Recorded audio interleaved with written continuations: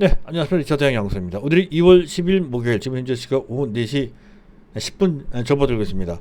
자, 오늘 우리 증시를 보면 뭐 여러 가지 생각이 복잡하게 얽혔고, 또 심리적 측면에서 봤을 때 여러 가지 마음이 교차되는 등 그런 분위기였었죠. 지수로 봤을 때 또 우리가 지금 상당히 기대를 하고 있는 분야, 대표적인 분야가 바로 반도체 및 2차 전지 쪽인데요. 지수도 마찬가지지만 이들도 마찬가지입니다. 답답하죠.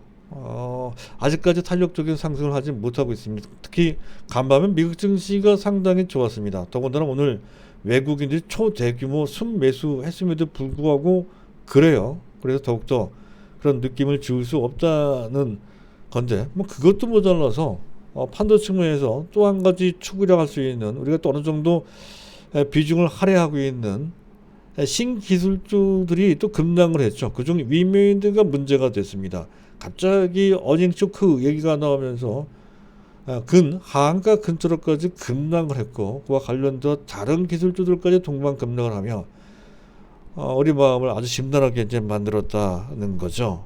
이런 점을 볼 때 생각이 복잡해질 수밖에 없다 하는 건데, 전반적인 상황은 그렇게까지 나쁘지는 않을 것으로 그렇게 판단이 됩니다. 자, 그것을 배경으로 해서 오늘 준비한 내용은 관련된 내용들인데요. 일단 LG화학 얘기를 안 할 수가 없습니다. 최근 이틀 동안 LG화학 얘기를 했는데, 그것에 눈치를 채고 오늘 아침에 매수하신 분들은 잘하신 건데요. 현재 오늘 8% 이상 올라갔다 하더라도 그렇게 늦은 것 같지는 않습니다. 그래서 LG화학 아주 억울한 주가, 이상한 주가, 왜 그런지, 어디까지 올라갈 수 있는지 등에 대해서 전반적으로 이제 말씀을 드릴 거고요. 또 두 번째, 그와 관련돼서 또 LG화학과 관련된 얘기죠. 1년 전부터 추진했었던 물적 분할과 관련돼서 상당한 이슈가 있었던 건데, 그와 관련돼서 물적 분할과 관련된 폐해를 현재 좀 해소하는 또는 완화시키는 움직임이 있죠. 그랬을 때 네이버를 다시 봐야 된다는 거죠. 그 문제가 해결되면 네이버가 재평가될 소지가 있다는 건데, 과연 어떤 면에서 어떤 가능성이 있는지 등을 고찰해보는 시간을 갖도록 하고요. 자, 마지막으로 위메이드 얘기를 안 할 수가 없죠. 현재 어닝 서프라이즈라고 했던 건데, 막상 현재 지금 위믹스 현재 유동화 문제를 제거하면은 사실상 게임 분야는 뭐 부진하다 뭐 이런 얘기인데, 그것 때문에 이렇게 폭락을 했단 말이죠. 이것에 대해서 우리가 어떻게 판단할지, 사실 오늘 그 얘기 나왔을 때 일본 매도하신 분들은 잘하신 거예요. 근데 매도하지 못한 채 그 물량 그대로 안고 계신 분들은 또 어떻게 할 것인지에 대한 그들을 판단하기 위해서는 현재 실상을 냉철하게 분석을 좀 해볼 필요가 있다는 거죠. 그 내용을 준비를 좀 해봤습니다. 자, 오늘도 순서에 맞춰서 이슈부터 점검을 해야 될 건데요. 차트는 종합지수 차트 올려놓고요. 자, 이슈입니다. 자, 미국 증시가 이틀 연속, 특히 나스닥이 간밤에 2% 넘게 급등을 했다는 소식인데, 이런 것을 보면 단기적인 시장 및 해당 종목들의 주가에 가장 큰 영향을 주는 요소는 시장 참가자들의 투자 심리라고 제가 말씀드렸던 거죠. 그 투자 심리가 살아나고 있는 상태다. 즉 이제 긴축이라고 하는 그 긴장감에서, 경계감에서 벗어나서 조금씩 현재 적응을 해내가는 단계다 하는 것. 특히 3월달 금리 인상이 단행된 다음부터는 오히려 악재가 해소됐다는 측면에서, 불확실성이 해소됐다는 측면에서 더욱더 괜찮은 반응을 할 것을 기대된다는 관점이고, 적어도 그때부터 반도체가 시장을 주도할 것이다, 이렇게 본다는 것이죠. 그런 관점으로 간밤의 시장을 보시면 될 것 같고요. 자, 그리고 미국도 마찬가지지만 우리 시장 내에서 보면 유독 최근 시장, 특히 지수가 막혀 있을 때 그 대안주로 많이 소개되는 종목들이 유통주, 소비주 이런 것들이거든요. 오늘도 화장품주나 식품주, 유통주 이런 종목들이 좋았습니다. 그런 종목들의 전반적인 그들의 부류를 리오프닝, 다시 연다는 뜻이죠. 리오프닝 종목이다, 이렇게 이제 소개가 되고 있는 그런 종목들인데요. 최근 오늘 같은 경우에 아모레 퍼시픽이나 또는 신세계 인터내셔널, 아모레 퍼시픽, 하나투어 같은 종목들, 또 코스맥스 같은 화장품 관련주들, 제일제당 같은 종목들, 이런 종목들이 그에 해당이 된다는 건데, 과연 이들 종목을 이제 와서 쫓아가면서 기존 우리 종목을 팔고 매수할 것이냐 하면, 그 전부터 말씀드렸듯이 그럴 필요가 없다는 것이죠. 그럴 입장도 아닐 겁니다. 다만 그런 종목들이 왜 올라가는지에 대해서만 알아두실 필요가 있다는 건데, 근데 한 가지 좀 아까운 종목이 있다는 거죠. 사실은 소비주나 유통주는 아니지만 굴뚝산업주 중에 석유화학주나 철강주도 역시 마찬가지로 리오프닝 개념이 들어가 있다는 거죠. 정상 회복되는 개념, 팬데믹이 완화되고 함에 따라 정상 회복되는 개념이 분명히 들어가 있기 때문에 그렇다는 것이죠. 최근에 원재료가가 급등을 해서 마진이 많이 축소가 되는데, 경기가 회복이 되면은 판매 단가를 인상함으로써 그 원재료가를 전가시킬 수 있다는 것이죠. 가격을 현재 원료가를 제품가에다가 전가시킬 수가 있습니다. 그런 것 등으로 봤을 때 석유화학주나 철강주가 마진 회복되는 개념으로 볼 수 있고, 그렇게 된다면 이들 종목들도 리오프닝 종목이 된다는 거고, 이들 자체가 경기 민감주이므로 장세 또 지수 민감주이기도 하거든요. 그렇다고 한다면 이들 종목이 지수 따라서 상당히 탄력적으로 올라갈 소지가 높다 하는 것은 최근에 낙폭이 있었기 때문에 더욱더 유망하다 이렇게 판단이 돼서, 근데 여기에 해당되는 종목들이 꽤 많이 있으면 다 갈 수는 없죠. 다 할 수는 없고, 우리 입장에서 봤을 때 그전에 한번 말씀드렸던 두 종목이 있었는데, 한 종목은 롯데케미칼이 있고요. 또 한 종목은 포스코입니다. 포스코. 근데 포스코가 좀 더 나은 것 같습니다. 포스코. PBR이 0.4배밖에 안 되고 PER이 불과 4배밖에 되지 않습니다. 실적도 향후 좋아질 소지가 작년에도 좋았지만 금년도 1분기는 제외하고 2분기 때부터 본격적으로 좋아질 소지가 상당히 높다는 관점에서 봤을 때 굉장히 긍정적인 것으로 판단이 됩니다. 이 포스코 같은 경우에는 지금 28만 원대인데 다시 한번 35만 원대 정도까지는 무난하게 올라갈 것으로 기대가 된다는 거죠. 요걸 한번 보실 필요가 좀 있을 것 같아요. 그래서 이 종목을 정식 추천 종목이라기보다는 부외 추천 종목으로 말씀을 드리고자 합니다. 자, 그리고 시장을 점검해 보도록 하죠. 자, 외국인들이 미국의 미 국채 10년물 1.9285, 자 2.0은 타치하지 않고 있습니다. 조금씩 조정 안정을 취하는 그런 모습이 나오고 있다는 건데, 한데 우리나라 곳곳에 2년물, 3년물도 그렇지만 미국의 3년물 단기물도 다소 불안하게 움직이고 있습니다. 아직까지는 채권 시장이 조금 흔들리고 있다. 그 부분은 위험 요소가 된다는 거죠. 다만 달러 인덱스는 상당히 안정적입니다. 95.5 이 정도 수준에 머물러 있고요. 원달러 환율도 대략 1195원, 1196원 정도에서 비교적 안정적인 모습을 취하고 있는 것은 그나마 조금 낫습니다.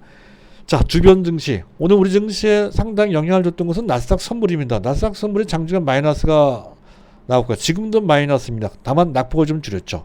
반면 일본 증시는 플러스가 나왔고요. 자, 우리 증시만 유독 현재 약세를 보이거나 현재 간신히 부합하는 등 전반적으로 좀 미약했던 모습이 나왔다는 것은 나스닥 선물 약세 때문에 심리적으로 영향을 받은 측면, 또 위메이드와 관련된 악재가 투자 심리를 좀 흔들어 놓은 약화시킨 그냥 원인이 된 것으로 그렇게 이제 판단을 해볼 수 있겠고요. 자, 잠깐 수급을 볼 필요가 좀 있을 것 같습니다. 일단 자막은 지원으로 들어가고요. 수급을 보게 되면 놀랍죠. 자, 개인과 기관들이 대규모로 매도를 하고요. 외국인들이 8,374원이나 초대규모로 순매수하며 이틀 연속 순매수했고요. 현재 보고 계신 화면에 오른쪽 상단에 보면 막대 그래프가 있는데 빨간 막대가 5개가 있죠. 삼성전자에 대한 외국인 매수세를 보여주는 막대 그래프인데요. 오늘까지 5거래일 연속 순매수하고 있습니다. 외국인들이 어떤 스탠스로 어떤 종목을 집중적으로 매수하는지, 그리고 그들의 목적이 무엇인지에 대한 어떤 감을 잡을 수 있는 그들의 행태라고 할 수 있습니다. 즉 외국인들이 삼성전자를 다시 매집하기 시작을 했다는 거죠. 그 얘기는 조만간에 우리나라가 삼성전자를 중심으로 해서 지수 상승 장세가 만들어질 소지가 높다. 즉 종합지수 원상 회복 개념으로 3,000포인트 정도 회복하는 정도가 아니라 추세 상승을 하며 연말까지 3,500, 4,000 이렇게 올라갈 가능성의 일말 어떤 가능성의 한 부분을 보여주고 있다는 것으로 해석되는 그런 장면이라고 할 수 있겠. 따라서 아직까지는 반도체가 답답하더라도 개의치 말고 뚝심 있게 삼성전자를 중심으로 해서 세 개의 종목을 말씀드렸죠. 하나마이크론, 또 PSK, 그리고 한미반도체, 이 세 종목 1+3입니다. 이들 세 종목을 중심으로 계속 정진, 막힘없는 중단 없는 정진을 하시면 되겠습니다. 자, 그런 관점으로 삼성전자 현재 외국인들의 현재 수급을 보고 그 점을 좀 확인을 할 수가 있었겠고요. 자, 그리고 현재 코스닥은 대규모로 매도해서 쌍끌이로 매도를 했죠. 아마 위매도 때문에 그런 것으로. 근데 그렇게 볼 수 있는 수급 구도이고요. 한 가지 고무적인 한 가지 우리 봐야 되는 것은 현재 프로그램 매매 중 비차익 매수가 상당히 많이 들어왔습니다. 6,500억 원이 들어왔는데 사실 외국인 매도가 아주 매수가 찝찝한 것은 본격적으로 매수한다 했을 때는 본 매수가 들어와야 되는데 프로그램 매수, 비차익 프로그램 매수에 의존한 바 있습니다. 단기 성향이 아직은 조금 높은 편이다 하는 관점에서 본다면 아직 전폭적으로 믿기에는 좀 부족한 측면이 있다. 이런 관점으로 긍정적이긴 하나 아직 전폭적이지는 않다. 그런 정도로 약간 경기를 하는 정도 좀 봐야 될 것 같고, 베이시스는 플러스가 됐는데 막판에 올라가서 그런 것 같고, 어쨌든 그래도 조금씩 좋아지고 있는 상태이며 본격적인 상승을 위한 가장 기본적인 베이시스는 최소한 0.5 내지 1.0 근처로까지 회복이 된다면 그때 본격적으로 올라간다 판단되는 아마 3월달 이후에 그렇게 될 것으로 그렇게 기대를 해볼 수가 있겠습니다. 일단 시장 그 정도가 되겠고요. 자, 오늘 이제 본 주제 LG화학 얘기부터 하겠습니다. LG화학 차트를 올려놓겠습니다. LG화학이 계속 밀리다가 오늘 8%나 이렇게 급등을 했습니다. 너무 억울하다는 거죠. LG화학 현 주가가 말이죠. 일단 실적만 놓고 봐도 그래요. 작년도 전체 1년짜리 영업이익만 봐도 5조 2,500 상당히 영업이익이 좋았습니다. 연간 기준으로 따졌을 때 2조 내지 3조 정도 되는 그런 상태에서 거의 2배 수준으로 작년 대비로 재작년 대비로 봤을 때는 거의 2배 반 이상으로 영업이익이 급증을 했습니다. 매출도 좋았고요. 그리고 작년 4분기 기준도 괜찮았어요. 4분기 기준으로도 실적이 상당히 좋았습니다. 근데 다만 1분기 실적이 다소 부진할 수 있다는 건데 이건 한 가지 알아두실 필요가 있습니다. 최근에 글로벌 원자재 가격, 그 중에서 유가가 많이 올라갔죠.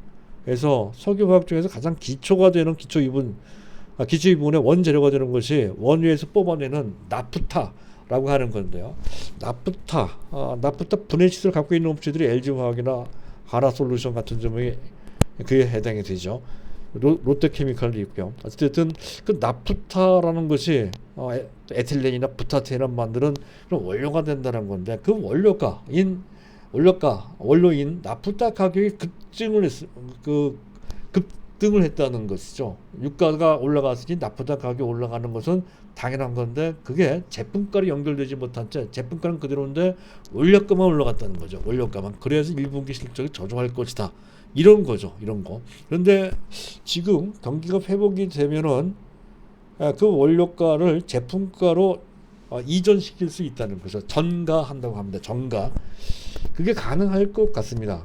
실제 철강가는 그렇게 돼가고 있는 것 같고 석유화학 제품가도 그렇게 될 것으로 판단됩니다. 따라서 2분기 때부터는 1분기에 저조한 그러한 실적을 딛고 다시 정상화될 것이라는 관점에서 실적 전망이 결코 나쁘지 않다라고 하는 것이고요. 자, 그리고 보다 중요한 것은 계속 말씀드렸던 지분 가치입니다. 자, LGES는 지분이 현재 LG 화학이 갖고 있는 LG 에너지 솔루션의 지분이 81.8%. 그전에 제가 한번 소개해드렸을 때 잘못한 부분이 있었죠. 88% 잘못 계산한 게 있었는데 81.8%입니다. 81.8% 지분을 갖고 있는데 최근에 LG ES가 LG 에너지솔루션이 급락을 했죠. 그래서 시가총액이 한때 130조가 넘어갔다가 오늘 쪼그라들어서 110조가 됐다는 건데, 그 110조 원짜리 지분 가치 있는 LG 에너지솔루션 지분의 81.8%를 갖고 있으니까 그 표면상의 지분 가치는 대략적으로 90조 원 정도 됩니다. 90조 원 정도. 그런데 일반적으로 봤을 때 그 모기업이 갖고 있는 자회사 지분 가치를 좀 할인하는 경향이 있는데, 아무리 현재 약간씩 내려간다 하더라도 지금 현재 50% 정도까지는 충분히 해주거든요. 물론 약간 임의적인 판단도 들어가 있긴 합니다. 정확한 기준이 없습니다. 사례도 좀 부족하고 말이죠. 그래서 이거는 직관적으로 판단할 수밖에 없는데, 어쨌든 한 50%, 최소 50% 정도는 인정을 해준다는 거죠. 최소.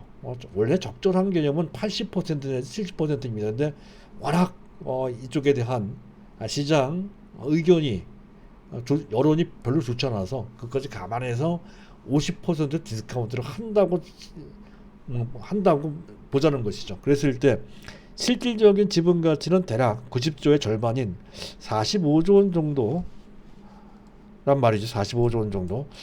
45조 원 정도인데, 그럼 그렇다고 하면 다른 원래 사업에 대한 가치까지 보면서 한번 전 실질적인 가치가 일반인들 한번 보도록 하죠. 기존 석유화학 부분은 한 20조 원 정도 될 겁니다. 롯데케미칼의 지금 시총이 약 9조 원 정도 되거든요. 그랬을 때 거의 2배 이상 된다 했을 때 20조 원 정도 되는 것은 당연한 겁니다.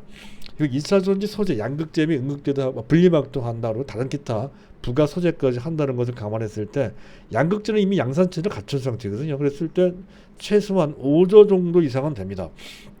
첨단 소재, LCD 및 반도체 소재가 있습니다. 그 부분도 1조 내지 2조 원 정도, 잘하면 3조까지 가능한데 평균 2조 원. 그리고 생명과학 부분야가 있기, 사실은 제미글로 등 이미 LG생명과학 그 전부터 베스트셀러가 있었는데 그것까지 다 감안하면 원래는 한 2조 정도 봐야 되는데 디스카운트에서 한 1조 원 정도 본다고 했을 때 약간 억울한 측면이 지금 있긴 있습니다. 장래 상당히 밝은 전망을 갖고 있음에도 불구하고 일단 현재 실적을 충분히 내는 것은 아니므로 그냥 1조 정도로 약간 낮게 평가를 좀 디스카운트를 해야 된다는 거죠. 자, 그 외에 기타 친환경 소재, 생분해성 플라스틱이나 기타 등등이 있습니다만 아직 가시적인 성과를 내기는 시간이 오래 걸리고 불확실성도 높기 때문에 평가하지 않겠습니다.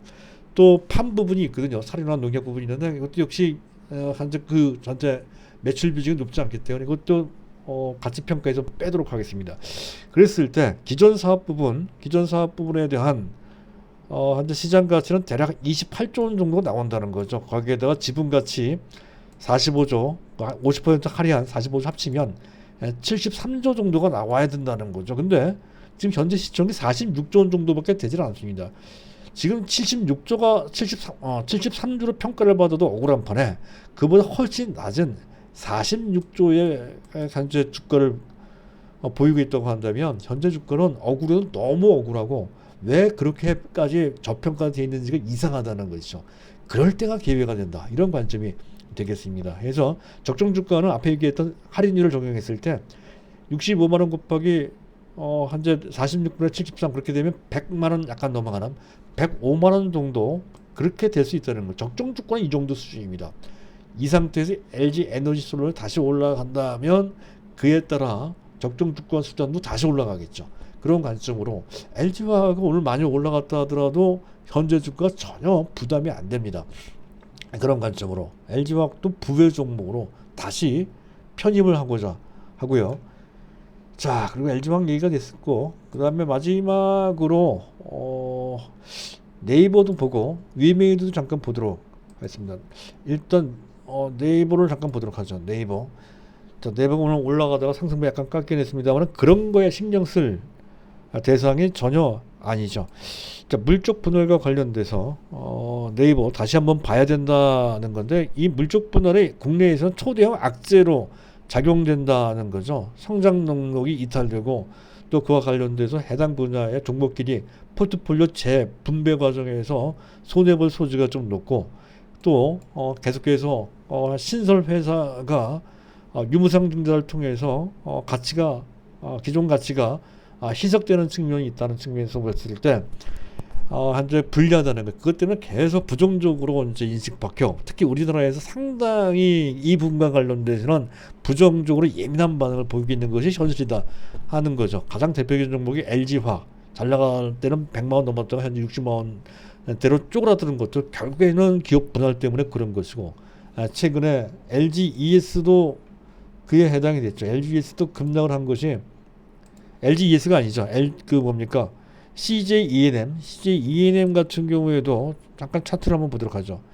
최근에 급락했던 동그라미 친 부분이 바로 그때 분할 얘기가 나오면서 그런 거고요. 오늘 같은 경우 한 종목 더 나왔죠. LG가 이제 LS 일렉트릭도 어제 급락했던 것도 물쪽 분할 얘기가 나오면서 그게 악재가 돼서 급락을 했던 말이죠. 먼저 가장 대표적인 종목은 LG화학인데, 아직도 그와 관련돼서 그 일을 추진하고 있는, 분할을 하려고 하거나 분할되는데 IP로 하려고 하거나 하는 그런 종목들이 수룩하게 있는데, 그 중에 하나가 바로 네이버라는 거죠. 근데 네이버는 분할을 하고자 한다고 한다면 그 분할할 그런 파트가 상당히 많습니다. 다른 어떠한 기업체보다 그 분야가 폭이 넓다는, 이미 카카오 같은 거 상당히 많이 분할을 했는데 네이버는 분할한 게 몇 개 안 되죠. 분할을 대충 정리를 해봐도 일단 원래 하고 있었던 서치, 검색이나 광고 분야는 그냥 모여서 남을 거고요. 나머지 부분 온라인 쇼핑 분할할 거고요. 분할할 수 있고요.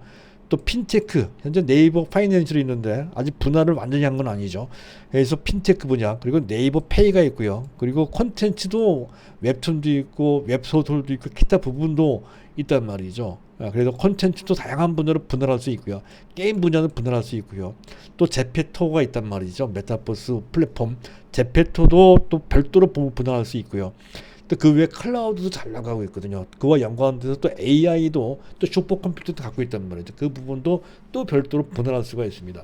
그래서 그렇게. 근데 이 분할한다는 게 현재는 악재이기 때문에 오히려 분할할 대상이 많다 하는 것이 거꾸로 오히려 부담이 될 수 있다는 건데, 근데 앞으로는 그 반대로 해석할 필요가 있다는 것이, 왜냐하면 정부 차원에서 또 한국거래소 차원에서 또 해당 업체 분할을 분할하는 업체는 분할하고 싶죠.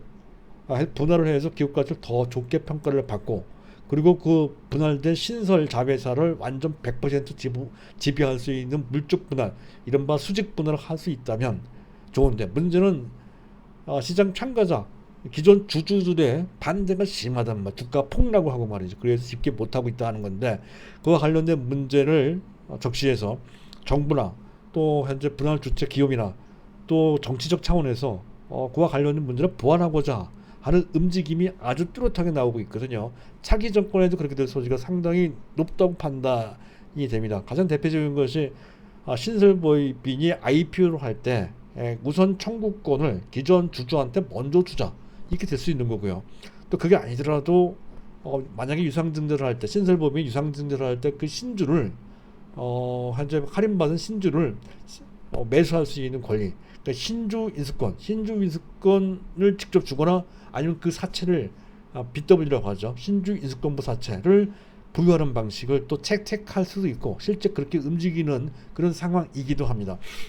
그래서 만약 이게 된다고 했을 때 물적 분할은 여태까지 초대형 악재였지만, 이 물적 분할이 더 이상 초대형 악재는 아니다. 악재는 악재라 하더라도 상당히 그 악재의 강도가 약화된 그런 종류의 악재가 된다는 것에서 다시 한번 봐야 된다는 거. 그렇게 됐을 때 분할할 대상에 많은, 그러면 네이버가 큰 재평가 받을 소지가 크다는 것인데, 만약에 분할 후에 현재 네이버가 어느 정도 평가 받을 수 있느냐를 한번 생각해 볼 필요도 있는데, 카카오나 카카오의 자회사 등을 쭉 봤을 때는 네이버의 시총이 54조 원 정도밖에 안 되거든요. 현재 네이버가 갖고 있는 각 제반 분야의 그 분할 가능성이 있는 자회사에 만약 분할된다고 가정했을 때, 그 가치를 보면 시장 가치는 약 200조 원 정도나 250조까지도 가능할 것 같습니다. 하지만 디스카운트를 해야 되니까 100조 정도 되는 가치로까지 올라간다 했을 때, 네이버를 갖고 있어 장기적으로 보면 최소한 이 상태에서 2배 이상의 수익을 이런 분할한다는 환경에 바뀌는 것만으로도 취할 수 있는 기회가 주어진다, 이렇게 볼 수 있다는 것이죠. 다만 시간이 오래 걸리겠죠. 이건 시간 싸움입니다. 그럴 수 있는 분, 그런 회원을 갖고 계신 분, 여유가 되시는 분에 국한해서 보시면 될 것 같고요. 마지막으로 위메이드가 되겠습니다. 속을 썩이고 있는데요. 위메이드가 어떻게 이렇게 아주 참담하게 폭락을 했는지 말이죠. 악재는 악재입니다. 실적이 사실 외형적으로 봤을 때 상당히 좋게 나왔죠. 잠깐 위메이드 실적을 보겠습니다. 2021년도 전체 연간 영업이익이 3,220억. 지금 3년 내내 적자를 보였던 회사가 한 번에 3,260억 수익을 영업이익을 냈다는 것만으로도 깜짝 놀랄 만한 일이죠. 4분기 실적이 대단했습니다. 그래서 영업이익이 2,540억 정도 나왔다는 건데, 근데 게임 부분, 근데 거기에는 상당 부분이 위믹스, 암호화폐죠. 근데 미르포와 관련되어 있는 위믹스, 그 암호화폐 위믹스를 사실은 공지하지 않고 매각을 했죠. 그 바람에 또 모럴 해저 등의 그런 그 지탄을 좀 받아왔다. 그 자체도 좀 문제가 있었던 건데, 어쨌든 그 매각을 해서, 즉 유동화를 시켜서 얻은 이익의 규모가 약 2,500억 정도 된다는 거죠. 그것을 빼면은 상당히 중요하다고 할 수 있는 게임 부분의 정작 가장 중요한 부분이 게임인데, 그 게임 부분의 영업이익은 그렇게 시장 영업이익이 900억 넘게 나오긴 나왔지만 좀 현재 좀 그 시장 기대치에 좀 못 미친다 하는 것이죠. 좀 못 미친다. 그리고 그 전망도 그렇게 해서 밝은 것까지는 아니다. 경쟁이 심화된다는 거죠. 그런 것 때문에. 그리고 기타 라이센스 부분, 그 게임과 관련된, 또 NFT와 관련된 암호화폐와 관련된 라이선스 문제라든가, 또 위믹스 플랫폼과 관련돼서 그 전체 외형은 빠르게 성장하는 것은 분명하지만 아직까지는 실적이 크게 기여할 수 있는 정도로까지 그 규모가 큰 것은 또한 아니다 하는 것을, 전체적으로 게임 분야 등 기대를 모았던 부분이 그전 기대했던 것에 비해서 좀 부족한 그런 상태라는, KTB 증권에서 더욱더 그런 것 같습니다. 게임 그 자체로 봤을 때 매력이 떨어진다는 그런 평가까지 해서 더욱더 영향을 많이 받은 것 같습니다. 근데 이것이 기본적으로 주요 가치, 그 P2E, 플레이 투 언이죠. 그 본용에 있는 게임이 미래의 전설 4인데 말이죠. 이게 글로벌적으로 어느 정도 인기가 계속 부과되고 유지되고 확대되고 해야 보다 많은 가치를 받을 수 있고 그렇게 기대했던 건데, 그것에 약간 부정적인 영향을 미친 측면이 분명하고요.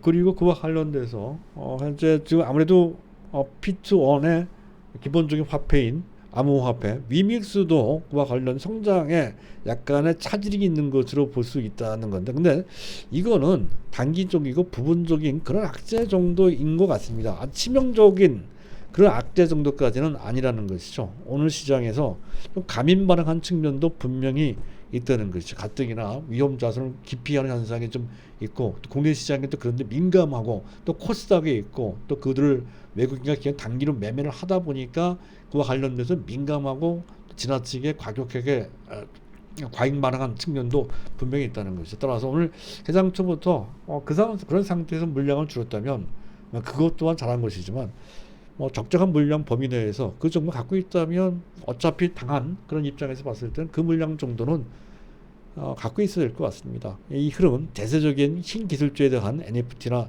또 암호화폐나 일단은 메타버스와 관련된 그 대세적인 흐름은 다소의 차질이 있다 하더라도 흐름상 계속 확대 일로에 있는 것만큼은 분명합니다. 비트코인의 주가가 비트코인의 가격이 상당히 안정적이거든요.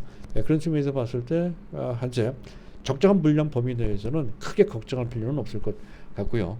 관련돼서 현재 다날이나 DOU 같은 종목에 대해서도 현재 있는 물량 정도라면 계속 보유하는 그런 시각을 갖고서 접근하시면 될 것 같습니다. 자, 오늘은 여기까지입니다. 감사합니다.